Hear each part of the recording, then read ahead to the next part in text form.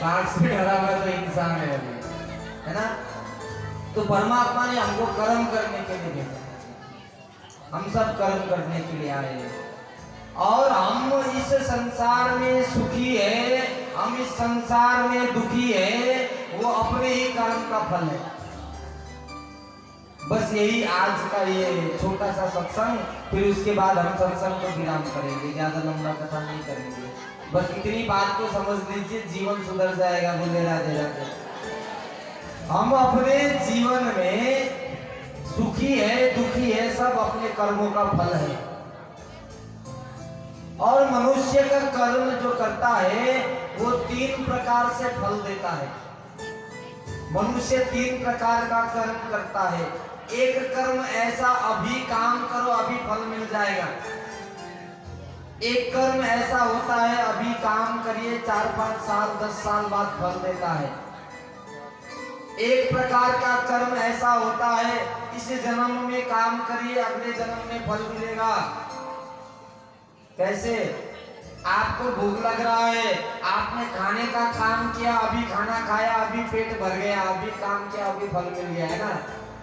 सामने आग जल रहा है, आपने आग को हाथ से छूने का काम किया, अभी आग जल गया, है कि नहीं।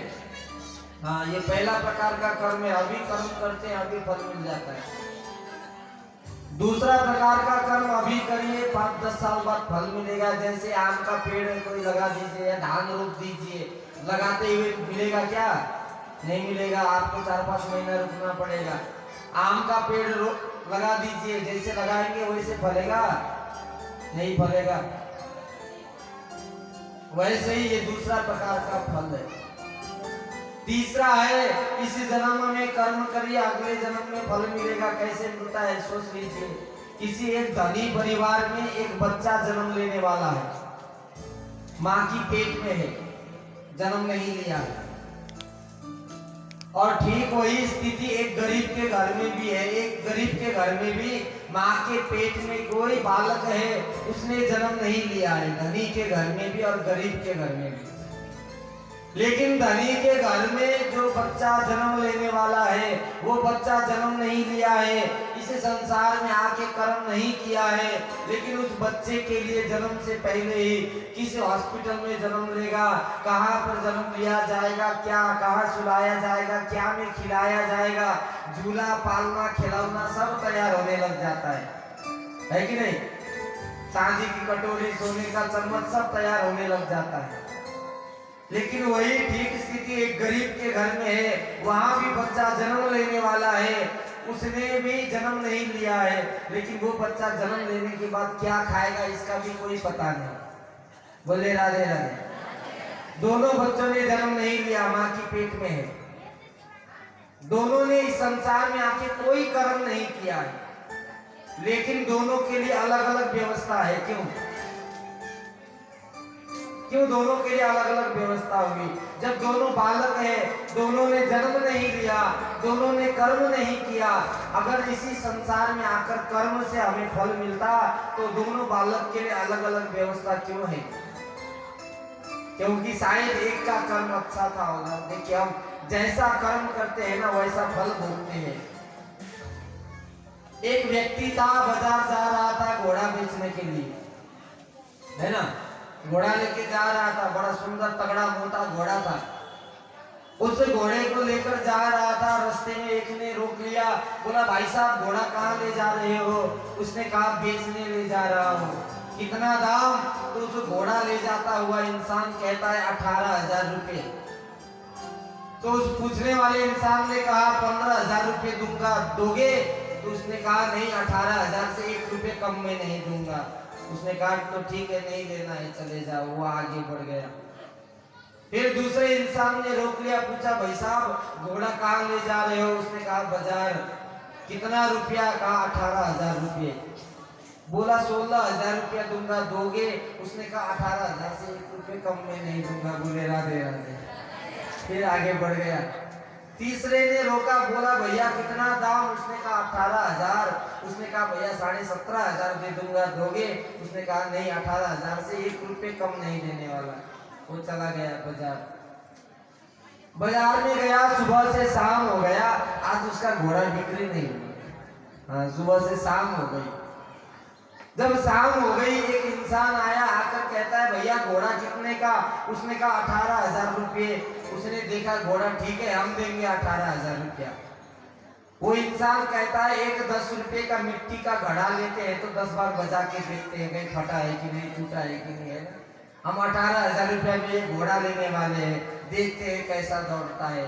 उस घोड़ा बेचने वाले ने लगाम उसके हाथ में दिया, वो इंसान उस घोड़े पर बैठा, चलाया, गया तो गया, वापस ही नहीं आया। बोले राधे राधे, जोर से बोलना होगा। अब वो इंसान खाली रस्सी लेकर वापस आने लगा। जब रास्ते पर वापस आया तो वही लोग मिल गए जिन्होंने रास्ते पर घोड़ा का दाम लगाया था। हाँ, तीनों ने उस घोड़े बेचने वाले को देखा और पूछा भाई साहब घोड़ा बिक गया? उसने कहा नहीं बिका। कहाँ गया घोड़ा? उसने कहा चोरी हो गया। तो इस इंसान ने कहा अरे आपका इतना कीमती घोड़ा 18,000 रुपया का घोड़ा था, बहुत दुख हुआ होगा ना? तो वो इंसान कहता है नहीं दुख नहीं हुआ। क्यों? क्योंकि वो कहता है हमने भी चोरी करके ही लेकर आए। बोले राधे राधे, जोर से बोलना होगा। देखिए चोरी का घोड़ा चोरी ले गया। हाँ, जैसा कर्म करते हैं वैसा ही फल होता है। जिस अंग से हम पाप करते हैं वही अंग हमारा खत्म हो जाता है, वही अंग, उसी अंग को पाप भोगना पड़ता है। आप यहाँ से पैदल जा रहे हैं, है ना? कहाँ जा रहे हो पैदल? कहाँ जाओगे इधर? पैदल कहाँ जाते हैं? सामुक कला। हाँ, पैदल जाते हो आप लोग?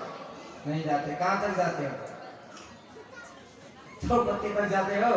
ठीक है, वहीं तक पैदल जा रहे हैं आप लोग। बोले राधे राधे। रास्ते पर जाते जाते वहां पर एक आम का पेड़ दिखा किसी के घर पर, है ना? पैदल जा रहे थे पैर से चलकर। कैसे? पैर से चलकर पैदल जा रहे थे। आम देखा किसने? आंख ने आम देख लिया, मन को खाने का इच्छा हुआ। किसी के घर में है आम पका हुआ है, मन को खाने का इच्छा हुआ तो हाथ ने उस आम को तोड़ा। बोले राधे राधे। अच्छे से धोया, जब खाया तो स्वाद मिला जीभ को, है कि नहीं? स्वाद मिला जीभ को, पेट भर गया, बड़ा आनंद आ गया, पूरा मन खुश हो गया। थोड़ी देर बाद उस आम के मालिक को पता चला आपने आम चुराया। लेकर आया, डंडा बजाया आपकी पीठ पर, है ना? तो आपको भागना पड़ा। जब बजाया पीठ पर डंडा तो बड़ा दर्द हुआ, आंसू आया आंखों से, है ना? अब समझने की बात किया, हम चलकर गए थे क्या से? क्या से? पैर से। पैर चलकर गया, जब डंडा बजाया तो पैर को भागना पड़ा कि नहीं? भागना पड़ा। हाँ, देखा था किसने? आंखों ने। आंख में आंसू आया कि नहीं? बोले राधे राधे। जब खा के मन को आनंद आया था, जब पीठ में बजाया तो मन को दर्द हुआ कि नहीं? हुआ ना? आम के रस से शरीर थोड़ा बलवान हुआ था, डंडा पड़ा तो भी बराबर हो गया। कर्म का फल है, भोगना ही पड़ता है। बोले राधे राधे। इसलिए कर्म अच्छा करिए। संसार में आए हम कर्म करने को, कर्म प्रधान विश्व रचि राखा।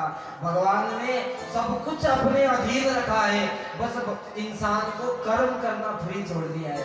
इंसान तुम कर्म करो और बाकी सब हमारे अधीन है। हम जैसा कर्म करेंगे हमारा फल भी वैसा ही होगा। तो आइए, है ना, इसी शुभ संदेश के साथ में आज के दिवाकालीन सत्र के जो सत्संग है उसको हम विराम करेंगे, इस भजन गाएंगे। फिर उसके बाद हम लोग फिर संध्याकालीन सत्र आज 7 बजे से शुरू होगी। बोले भक्तवत्सल भगवान की।